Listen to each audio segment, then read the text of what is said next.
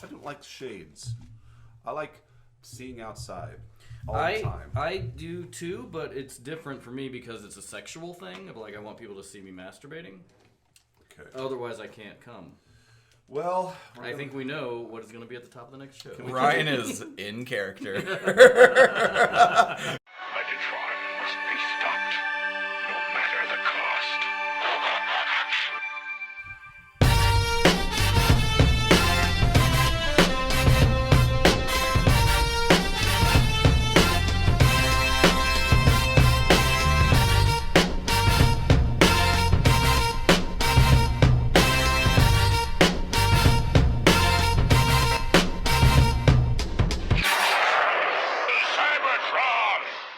Hello, ladies and gentlemen, and welcome to the Autopod Decepticast. This is your weekly podcast delivering a minute-by-minute breakdown of the 1986 Transformers movie. This is your host, Aaron, and I'm here with my two precocious and punctual co-hosts. I'm Ryan. Hi, and I'm Caleb, and I love these adjectives. It's my thing. So, this is episode 14. We're going to be covering minute 1301 to the 14-minute mark. We got it. We made it. I figured it out. Maybe. We'll see. No, you're right. There's plenty of room to hose this later on down the line. But, so we're covering, like I said, episode 14 covering minute 13. A quick recap of our last episode. You'll recall, apparently microscopes also work as telescopes. That's right. Did you guys know that? We all know this. Do you just flip it around and look at it in reverse? Is that how that works? That is how you make telescopes. Is you turn around a microscope and anyway. That's the Hubble. That's the Hubble. That's So right. we also learned that Starscream is everywhere all at once. I don't know if you recall that. He was No. everywhere all at once, Even right? even going into this minute, he's still all over the place. And I think most importantly, we learned that we know nothing about gender or sexuality as it applies to alien robots. Or humans, for that matter. As three white males, we're really the most educated to speak on female matters, I think. No, I think it's very relevant, and Pat ourselves on the back. I'm still very curious to see if and I encourage feedback from all listeners. I know we have a female constituency, and why are you laughing at the female constituency? No, don't say that. I wasn't doing that. So, well, you can hear it on the microphone. Snicker, snicker. Yeah. Anyway, I'm curious. Moving on. God damn it. Yes. Okay. Fine. No. Yeah. No, it is great. It is positive. It felt a little deep. But we'll just move right on into this minute here. So we're kicking things off. Springer and RC are commencing to transforming the city right at the very beginning of the episode. And once again, I think a great animated sequence. It's basically some moving backgrounds, but you can see some explosions and you can see Starscream coming at him. The cogs and gears starting to whir. Yeah, I love the way the pistons come together and everything starts to spin. And also great sound effects, like the whole... And I'm not going to do any more of that. We should look into who's doing the Foley for this movie. All right, let's do it. Caleb, get on it. Foley. Also, I just really like it when they go with these animated sequences with that those backlit. I know. Yeah, we do say that all the time. But yeah, the animation in the transformation of Autobot City I'm is still awesome. very curious how they do that. You're saying that they like. I think it's literal. How do they do that? I think it's literally just clear pieces in the cell that are backlit, like physically, with a particular color. No, like a light. Yeah. Like a colored light. They might like use a filter. Like, there's probably a light. I'm just guessing. If any animation people out there know the answer. So right now we're looking at a scene. Please tell us. I think that's cut out from the cell. Uh-huh. And then there's a light. So when they placed it, there's a light underneath it. And if they wanted a certain color, then they put a filter over that light to make it shine a little bit, lavender. But, and then that's what's shining through. And then they have to, for every single frame, that's how they do it. That sounds laborious. Yeah, well, yeah. That's why everything. I don't think it's how they do animated. it today. Obviously, lighting effects and Photoshop and all of that stuff allow for you to create the same effect. You don't have to do it that way anymore unless you just really want to adhere to old school techniques. So, with the transformation here of Autobot City, there is a lot of different hardcore animation techniques going on to make this happen. We'll get to it, but I talk about that a little bit later. But yeah, it's Like this shot right now we're looking at RC and Springer at 1310 running down this transforming chasm with Starscream dogging them the whole way. It's a really good way of demonstrating how the Autobot City is transforming. It's a real dynamic way of showing that take place. Yeah. It has an immediacy where they have to transform it into the fortress, but they also, they're getting caught in the city changing. Yep. Which, that's very dangerous. It's extremely folding in on itself. It's very video game-ish. I got to jump over this platform and jump over that platform. Sure. Why didn't they just make it easier on themselves to transform this fucking city? city? You could walk down the side where there's like a gangway where it's like there's a railing. Or why do they even have to travel from one side of the city to the other? Like if you have to push so many buttons and pull so many levers, why don't you station some people in those areas? Right. So that hey, pull those levers so we can transform this thing. Or why not just do it from one control room? Or exactly. I would love it if a representative from OSHA shows up and says, "Hey guys," and then all of a sudden Starscream just shoots them. Starscream can't shoot yeah, anybody. There's Autobots do not adhere to OSHA standards. No, there's definitely some workplace negligence here. We've frozen on this shot of Starscream at 1314.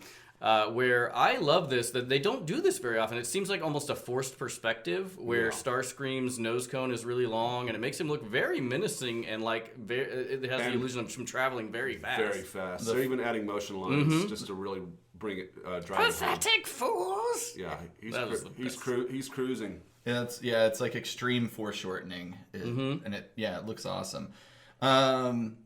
So like you said earlier, Ryan, he's dogging them right now, and they're kind of running through this pathway. It's kind of becoming a tunnel, and Starscream transforms, lands as the top closes in. So we all know what's about to happen. Why, Starscream didn't need to transform and land on his feet. He could have just pulled up and gotten out of there, but my explanation is that he's so focused on getting them, he doesn't notice his surroundings. Yeah.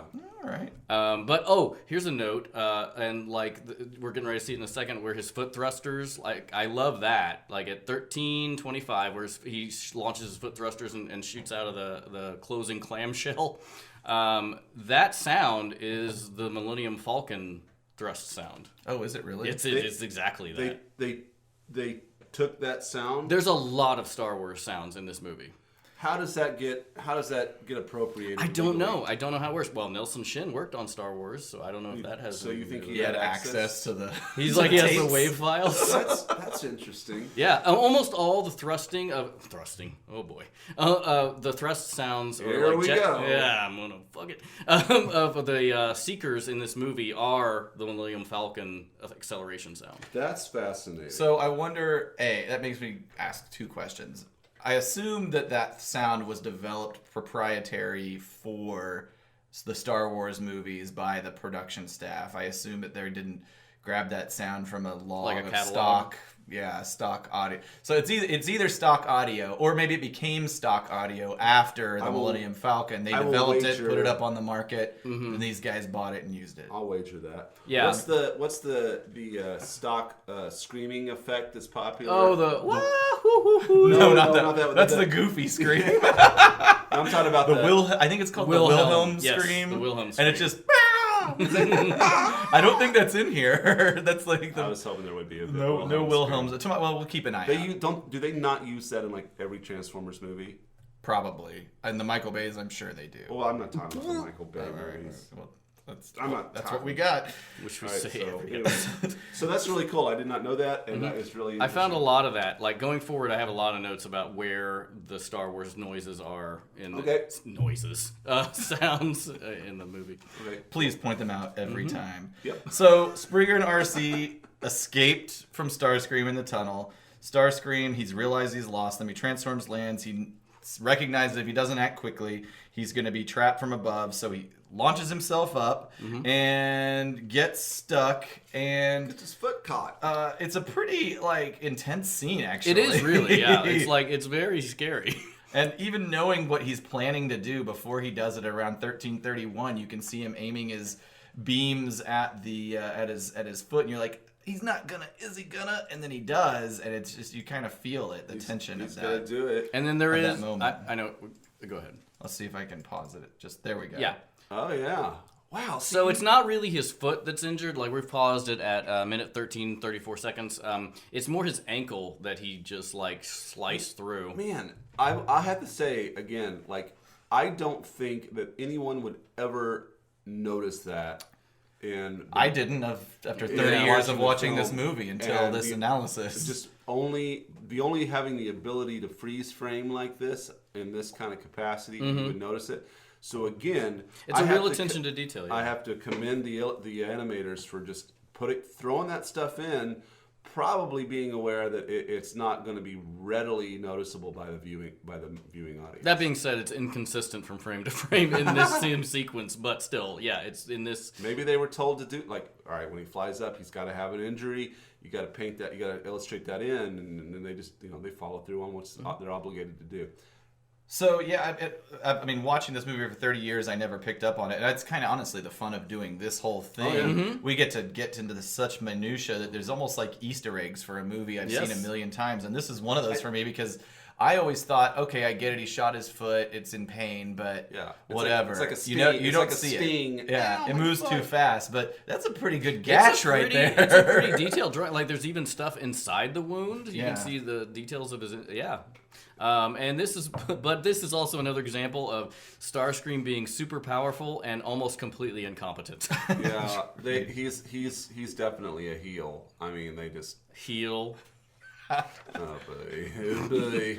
So we move past. I guess this would be Starscream's 127 hours moment, and he flies away.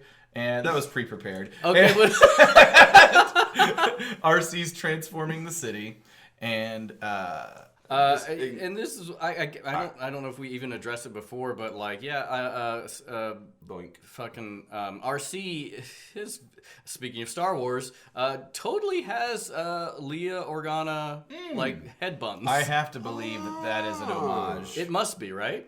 I have to believe it. Is her helmet head always that pronounced? No, I think this is a little off. This particular scene model. looks We're like looking this at the minute 13, 35 seconds. That seems heavily accentuated. RC's in a control room. She's hitting some buttons, pulling some levers. And maybe that's why I did notice it, because they're so big in this scene. Yeah, it varies. This feels a little off from the standard.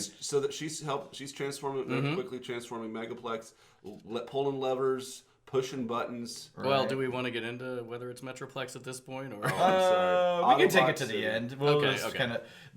Okay. So the city's continuing to transform. It's now less of a city, more of an immense battle station. So this transformation sequence is awesome. Yeah. And a couple things that I feel about it, I guess I don't know if Transformers counts as anime or not. And people who are listeners who love anime, I mean, if it's animated overseas, is that what counts? Or Japanese influence, is that what counts? But nothing feels more anime to me than the transformation sequence and the way these guns come out, and just the angles and just the shading and just the beauty and smoothness of it all. Like, it feels very high quality. This is what the animators are familiar with doing. Right. Also, and they do it very well. Yeah, I agree. And the amount of hand-drawn cells in the transformation of Autobot City is astounding. Like, where they don't use moving matte paintings or anything. It's this is later, but from from 49 seconds to 55 seconds is almost entirely hand-drawn. And so, speaking of the Japanese anime and stuff like that, the Japanese trailer for this movie, which I did look at, and I'll put a link up whenever we drop this episode, but it's a longer series of this. And also, at the very end of this sequence, there is a shot of it as the fully transformed battle fortress, and it looks a lot like Metroplex. Oh, really? Gotcha. I'd say this sequence, like all the guns, this reminds me of the anime series Battleship Yamato. Ever seen Battleship Yamato? Yeah. So I'm just saying, I don't know if it was the same studio that did it, but yeah, you could tell that the animators were like they were really on point with doing all this transformation sequence of Autobot City because they are familiar with doing certain kinds of like industrial mechanical buildings transforming into huge and war machines at that as well. So we talk just to go back to last episode and talking about Perceptor and how outnumbered the Autobots are. There's a fucking cannon here with a large caliber cannon for every Decepticon that is attacking them. If our count is on how many Decepticons are here, they should have it covered. I want to see like a cannon. And then another little cannon stick out of the end of the cannon. like a xenomorph type thing. Guns coming. And this point is like you might as well see guns coming out of guns. It's almost what's happening. They're well armed. The fact that the Decepticons even stand a chance in this is ridiculous. So unlikely. But, we got to have a story. Yeah, also, as Ryan says often whenever I go off the rails on these types of things. Yeah. But god damn it, that they should never lose. This is incredible. But let's whatever. Let's make a note to make shirts of some sort or something that says "because movie." I think those will do really well. But, I like it. Hang on, right. Write it down. Write that down. Movie shirts. I don't know what that would. I don't know what that logo would. I don't know what the graphic would look like, but I think we could do very well with that. Maybe it has some celluloid. All right, good. Okay, so also coming up in the next sequence, from about 1350 onward, you start to see from the external side of the city the siege starting to happen, some cannons, and there are so many more Autobots than originally we counted. I mean, I counted at least another 10 or 12. Running up and down the ramps into and out of the city. And they're sort of like they're just kind of running in and out of the city. They're taking shelter. Second 50. So aside from the fact that they have 2 guns per Decepticon, or if not more, there's also more Autobots than we believe there were. So and also in the Japanese trailer, there are many, many, many more Decepticons. Basically just drone planes is what it looks like. I mean, they're just copies of the Seekers, but there are a lot more that are shown. And the trailer was made like before the movie was finished, so I mean, there's a lot of stuff that doesn't make it into the final cut. Also, Ultra Magnus is in his original Diaclone colors in the Japanese trailer. I must have seen it a long time ago because I remember that sequence. Does the trailer show Hot Rod catching 3 fish? It does not. It does show Hot Rod, RC, and Daniel in a ship at some point, which they never appear in the film. What were they doing in the ship? I think it was an alternate version of where Cup's telling the story to the Dinobots. Interesting. Are there quote unquote deleted animated sequences that exist out there that are viewable? Yeah. There's definitely some storyboards that so sometime we should all sit down and watch the 30th anniversary, also to watch the commentary, because you've got Nelson Shin, Flint Dilly, I think Susan Blue as well. Probably would be a good idea. I've watched it before, but we should watch it again together. There's definitely storyboards of animated, and you see characters die that you didn't see on screen, and just a few other little nuances. Okay. But to Ryan's earlier point, and on the next episode we'll get into it even a little bit more when Blaster is introduced. But the whole background, like everything being animated and not so much as a matte paint. Yeah, trying to count the guns. Can't do it. Not like this sequence from about 1349 to the end of the minute is all fully animated. There's no matte painting background. Right, exactly. The background is animated, and there's just a lot of that in that movie, and that is amazing. And I love this scene around 1353 to 1355 where Megatron flies in and takes a shot at a steel door, and it does nothing. but it's a great angle. It's a great action shot. I feel like even the cartoon, which in theory could have replicated a shot like this, I just feel like they weren't as on point with their angles and stuff like this. Very simple. As opposed to like these are much more again like dynamic, cinematic angles and camera angles, so to speak. They pulled out all the stops. They had a bigger budget. They probably were like, we really need to make this work. Right. This is the movie. So Megatron takes a couple of shots at the door, does nothing, and he calls on the Insecticons to breach their defenses. And here comes Kickback and Shrapnel. And Kickback and Shrapnel flying in the screen. Megatron looks awesome in that close-up that he does, where he elicits that command. And why the Insecticons? Because this is actually, it's not a deviation for this minute. I should have mentioned this earlier, but the Insecticons eat shit basically. Do they eat metal? Yeah. Okay. And like in the original script that I had, in fact, whenever Hot Rod starts shooting at the shuttle, the Insecticons eat the shuttle away, and that's when the Decepticons come out. Oh, really? Yeah. That's weird. Yeah. Well, that would solve the problem of I guess the Decepticons wouldn't care of it just fucking crashing, but. So That's a good. You know what? Why don't whenever they fly out of the shuttle, why doesn't Megatron have the shuttle crash into Autobot City? Like have somebody take the controls Or just and 9/11 the orient city? it that way. Yeah, exactly. Oh. We brought 9/11, follow the money, cui bono. The way it goes, why don't they just not use the shuttle? I mean, 'cause they had a plan. I guess so. Speaking of... go ahead. I was just going to say, that brings us to the end of the minute here. Before we get into the Metroplex talk, I want to talk about something that we've omitted. But I'm glad we did, because we've had plenty of content for other episodes, so it's fine. And really, it's the only one to bring up now. But in terms of voice actors, he's been on previous episodes, but we haven't talked about Starscream, Chris Latta, Chris Collins, a.k.a. Chris Latta. Also the voice of... Cobra Commander. Cobra Commander! Yeah. So, by all accounts, he was a very gifted comedian. And very renowned for his voice work. He won the 1990 San Francisco International Stand-Up Comedy Competition. Really? So he was like a rising star. But there's a great YouTube clip from him, and we can watch it later. I've got it pulled up, but it's from about 1992 at Evening at the Improv, which was hosted by William Shatner at the time. And just a great showcase of his talent. And his persona was such that he was kind of a psychotic, almost multi-personality type person that had directed. Yeah, his stand-up persona was basically a psychotic person with multiple personalities that had channeled that energy into a stand-up career. That's really interesting. And so he drew, when you see him do it, he draws from some of his characters. Like he does a very Starscream-like voice in his stand-up, but he's like a different type of character. Kind of like Bobcat Goldthwait.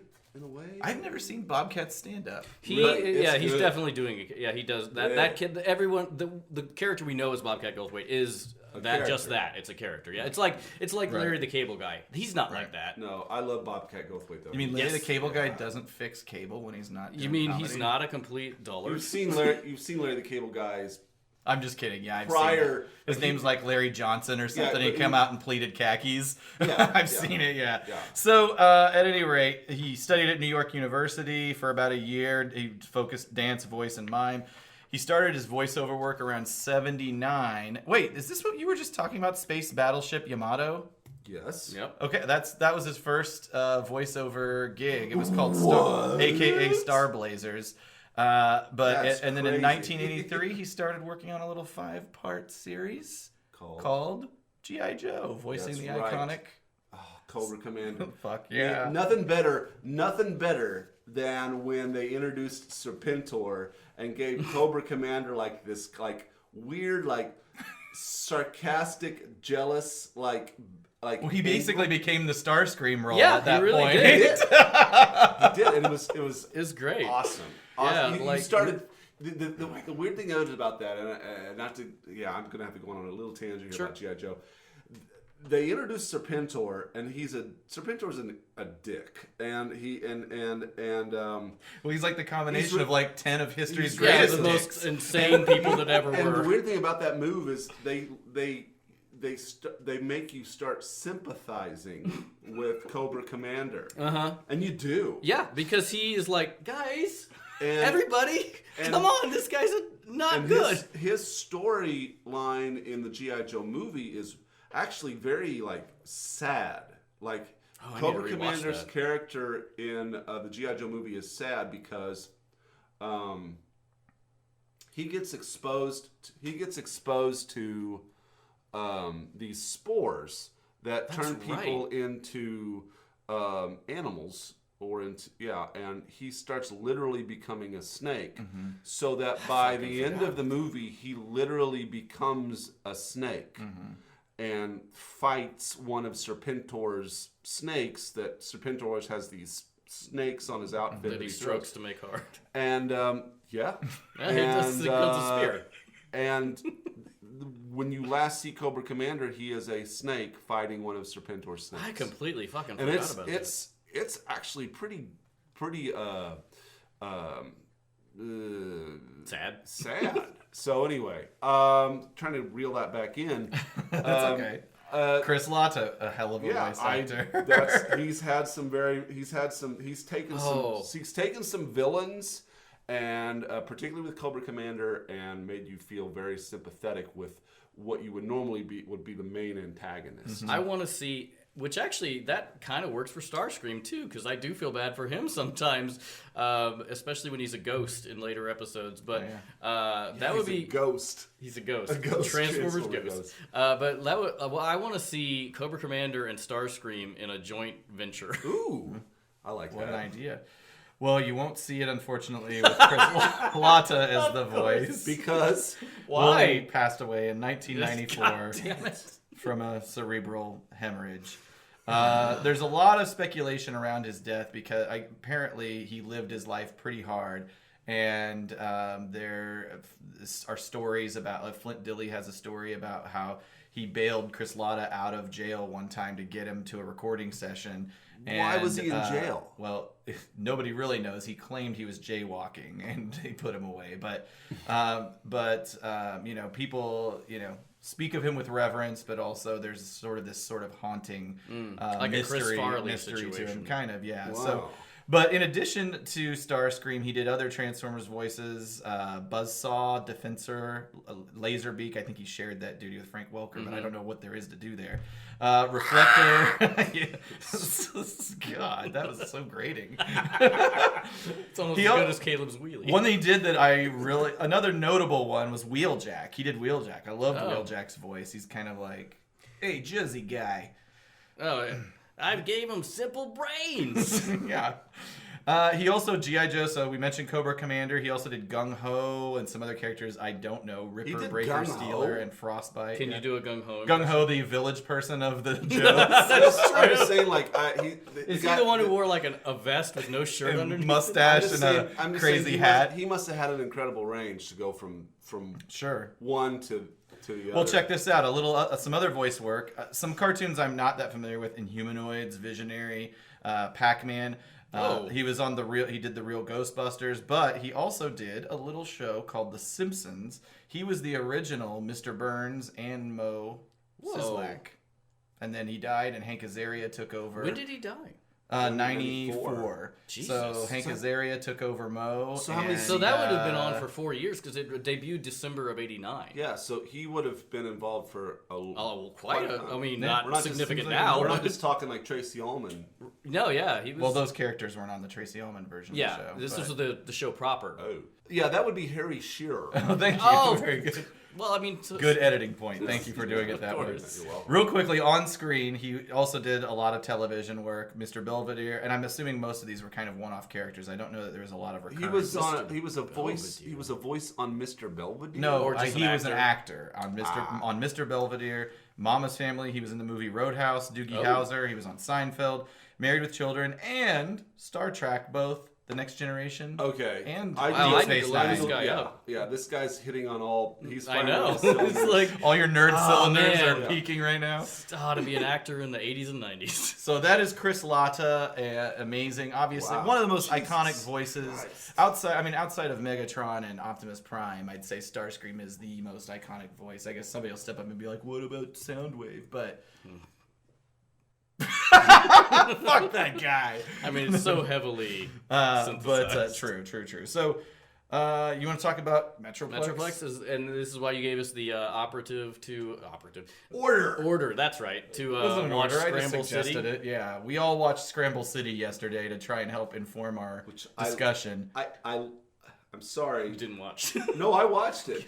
I couldn't stop reading the subtitles. Oh, 'cause they are That's what you're just- supposed to That's do. so much better than the Fantastic. actual movie or the actual show. I love how they call each other bastards. Like, Oh, they say bastard and they say damn, and I think there might be a shit in there. I'm not for sure, but they straight up cursing. The and it looks like it's just like if it's like a perpetual recap. It's Yes. So for those who don't know, we're talking about Scramble City, which is an episode that aired in 1986, I believe, late, but it was only in Japan. It was never finished. I guess it didn't air. Never mind. But it was basically telling the story of building Autobot City, correct? That's what I took of it. Scramble City is Autobot City. Yeah. And Ultra Magnus appears in Or at least Scramble City is Metroplex. Yeah, that's true because they call him Scramble City in that episode. And yeah, you're right, Caleb. Like I was watching it. I'm like 2 minutes in. I'm like, what the fuck? It's just like a huge like data dump of exposition. They just like, are these what Japanese cartoons are like? Why don't you have the characters talking yet? Why is it just a voiceover for all this shit? And I'm like, show me, don't tell me, motherfucker. But more than like voiceover, it's like even the characters themselves are like recap. Like they just want to. They're making extra sure that you know what's going on. Well, so as I understand it, and I might be wrong about it, I mean, you notice Scramble City was only like a 15-minute long episode. I think it was finished. I think that was the end of it. Oh. But what is cut Post from credits. it, what's cut from it is that the initial 15 minutes are like is a total recap montage of everything from like the first 2 seasons. Okay. So to your point about how much it feels like this is catching you up, the 15 minutes you didn't watch are that exactly. I'll put a link up to this video, but if you guys have not seen it, it is. Will you put a link up? One of us will. Or none of us will. I will. I added some. Oh, you motherfuckers. But it is insane watching this, and not to skip too far ahead, but it's just again. Like, aside from a data dump of exposition, it is a dump of new characters. There are 22 new characters introduced in that 16 minutes. So, is that right, though? Because are you counting, like, the aerial bots and the defense? Aerobots, Stunticons, Combaticons. But that's the thing I don't understand. They introduce those characters like we've never met them before. They are all over season 2. I guess all that's of those true. characters I guess are that's in true. the show before that point, which makes this episode just so strange because they truly do act like They're new. they're new, but they are not new. Right. But right. but Ultra Magnus is new. I think he was there Maybe was the no Hot only- Rod, right? Was Hot Rod in that episode? Nope. And there was no Cup or No. Blur. It was He's just the Ultra only- Magnus and Metroplex. That's right. And I guess Triptychon. Yeah. And all these, I guess, like these combiners. Right. Yeah, it's basically like porn for combiners. It's like, Which- are they gonna have a bigger? Fucking- It's just like it's a pissing contest. It is. Yeah, that's exactly. And also, I'm like, they say in the episode why they say that the Stunticons were built to fight the aerial bots. I'm like, why did you build cars to fight planes? Right. And why didn't? And my opinion is like. It's like a Cold War. It's like an escalation thing. It really is. If is. you're gonna win, just throw Metroplex out there at the beginning. It is. kidding. This is my gripe with all Japanese like cartoons, shows. Like this is Power Rangers, where they're just like, just fucking make the Megazord. Why are you even fighting as spandexed martial arts? It's It one is up. It's like, escalation. I'm yeah, like, it's like- just fucking bring out the big guns. Right. Again, they send Devastator, who gets beaten because the Aerobots come in. Why don't you send Devastator, Minosaur, and fucking Bruticus all at once? I have had a lot of gin, and I haven't eaten. And it is 10:30 in the morning. I'm doing great. Sure, because of cartoon. I mean, I'm now screaming. I'm sorry. Because cartoon, but it is literally like the whole episode is like it's like I've got a bigger guy. Now I've got a big guy. It's also I've the got rules. a bigger guy.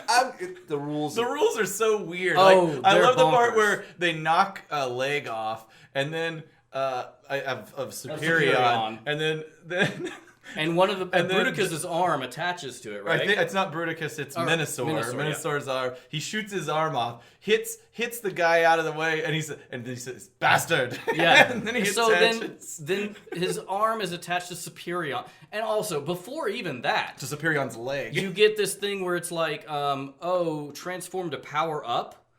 transformation powering up, and I'm like, oh, they engage in a different way, and now so it's even more like just show up in that form, like they transform. It's very confusing. I'm disappointed because the one I watched, they do not actually show Metroplex like transform into the robot. Am I remembering? I can't remember.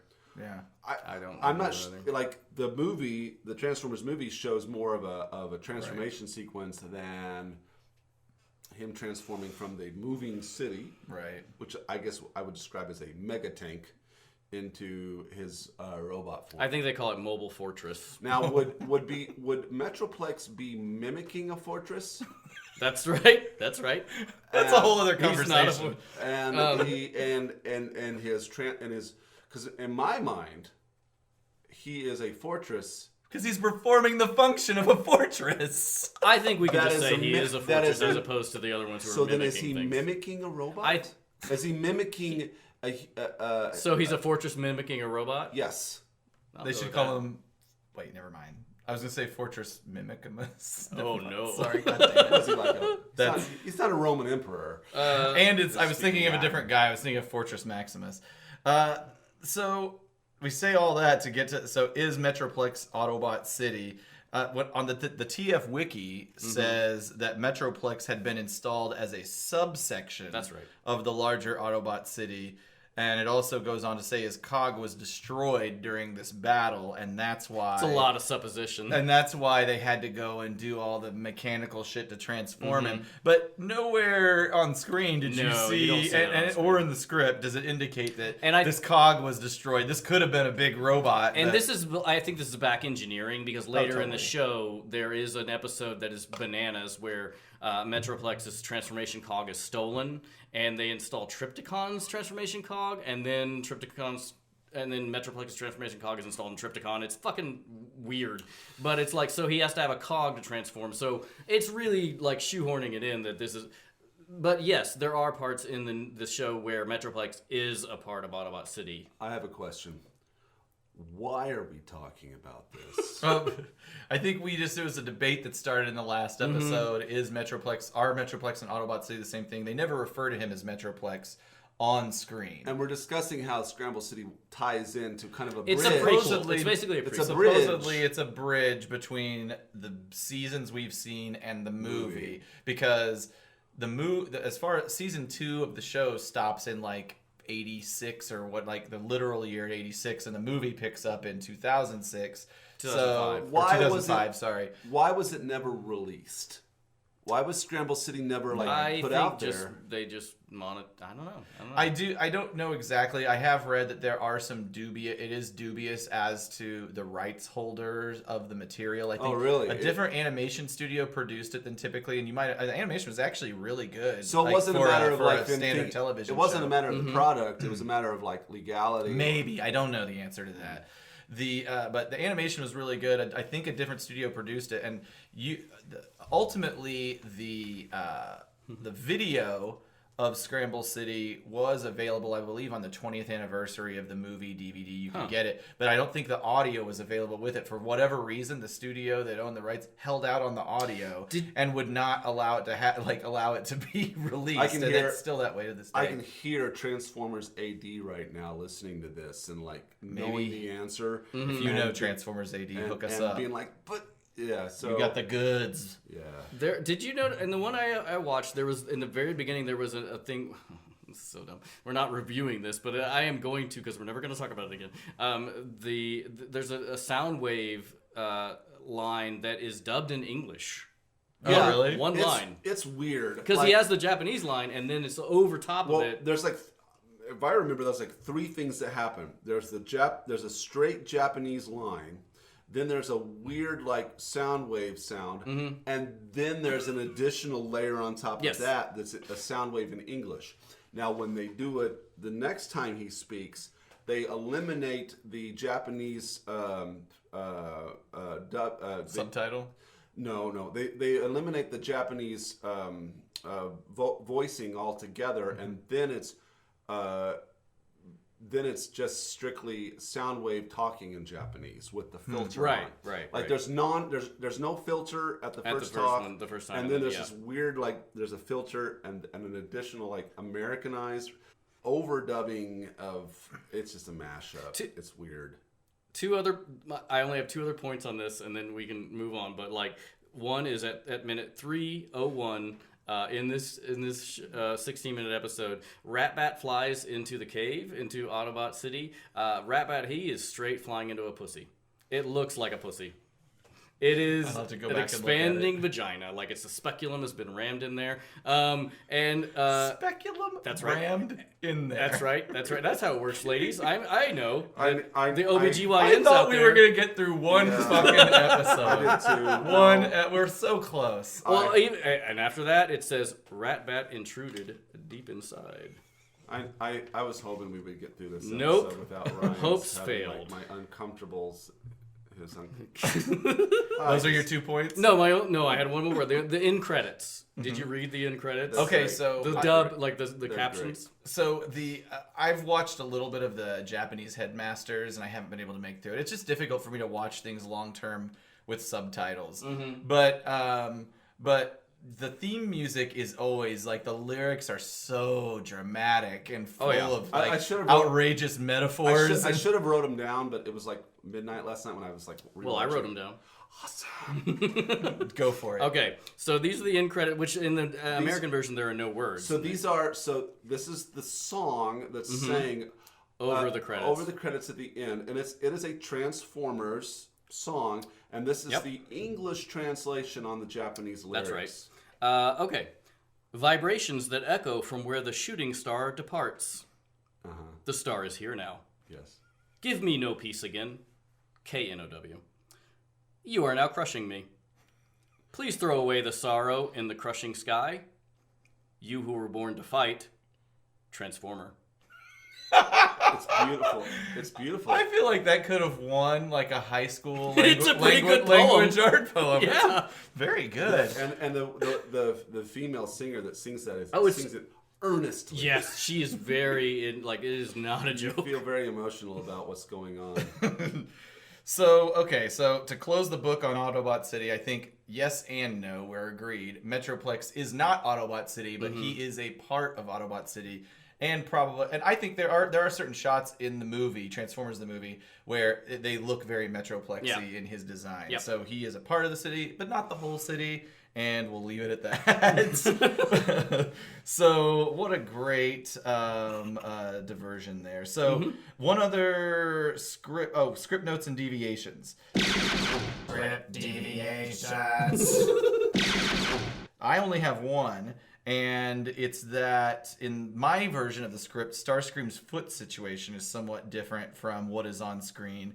In my version, an early version of the script, his foot gets caught in the clam of the transforming courtyard, and after struggling for a second, he holds out his arm, and a contraption comes out of his wrist that is basically like a robotic shoehorn. What? And it comes out, goes down, and pries his foot out of the clamshell, and then he flies off and is safe. Oh my god, I don't have that in mind. I gotta admit, we've had conversations about how the Transformers have a special gift that helps them in a specific situation. That is the most specific situation. It's got a shoehorn. And again, to Caleb's point of I want to see the movie that is the first draft of these all mashed together. It is not a shoehorn though. It is just acting like a shoehorn. That's right. That's what it It's says. mimicking No, a shoehorn. I'm just making fun of Ryan. It's a pry bar. Yeah. I like how it's a shoehorn. I wish I there visualized that. is a Decepticon named Prybar, and that is all he does. Turn into a crowbar. I'm kidding. Okay. That's not real. No, I'm sorry. Caleb looked so compelled by that. He captured his imagination. I need to see No, this. he had me fooled for a second. Do you guys have anything else on this guy? Okay. I'm good. All right. Well, we've got an hour and 5 minutes of recording time. Well, it was like 20 up top. So. We'll see how it goes. So next episode, we're gonna see. You shouldn't be so concerned with the time necessarily. I mean, if it goes long, it goes long. Surge Mama said our timing was perfect. Why is it going off one guy? And is it Surge Bomber or Sergey Bombay? Sergey Bombay? Sergey, let us know. We're going too long. Yeah. So, next episode, just a little quick preview. We're going to see an Insecticon skull smashing. We're going to see the strange resurrection of a dead character. And we're also going to meet one of my personal favorite characters. Blaster. All right, spoiler alert.